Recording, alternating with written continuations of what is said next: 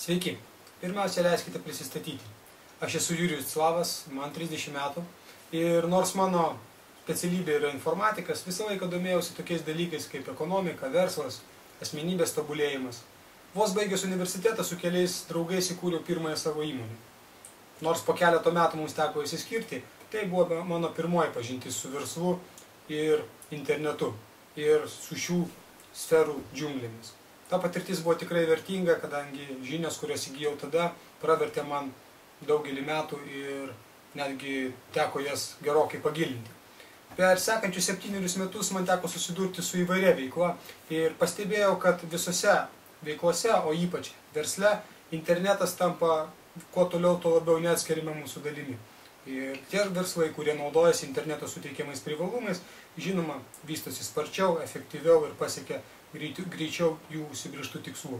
Būtent todėl, būdamas informatikas, aš lygiai taip pat pradėjau gilintis į interneto technologijų taikymą versle, tiek linijinėme versle, tiek tinklinėme marketinge.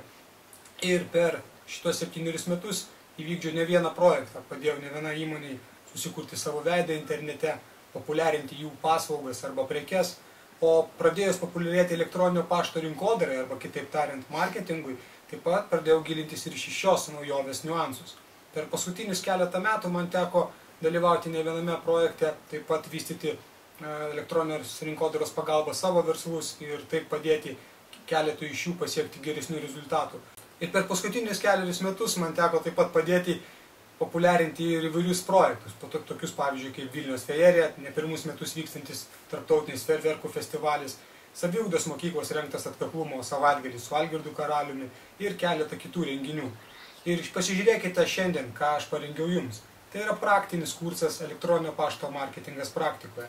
Kodėl būtent praktikoje? Turbūt kai kurie iš jūsų, kurie ypač vystote verslus, jau ne kartą esate girdėję žodį elektroninis pašto marketingas arba elektroninė rinkodara, elektroninio pašto rinkodara. Ir galbūt kai kurie iš jūsų netgi išklausė ne vieno, o keletą kursų. Turite pakankamai įvairių teorinių žinių. Kitiems galbūt tai yra pirmą kartą girdimas žodis, o dar kiti galbūt šiek tiek yra girdėję apie tai, tačiau nėra naudoję praktikoje. Bet nežiūrint to, kokių žinių jūs turite, kiek tų žinių jūs turite. Anksčiau ir vėliau visi mes susidurime su tokiais klausimais kaip, o kaipgi naudoti tai praktikoje, kokią elektroninio pašto marketingo sistemą pasirinkti, kur ką spausti, kaip kurti galiausiai prenumeratorių formas, kaip jas talpinti į svetainę, kaip kokius mygtukus spaudžiant siųsti savo elektroninio pašto laiškus.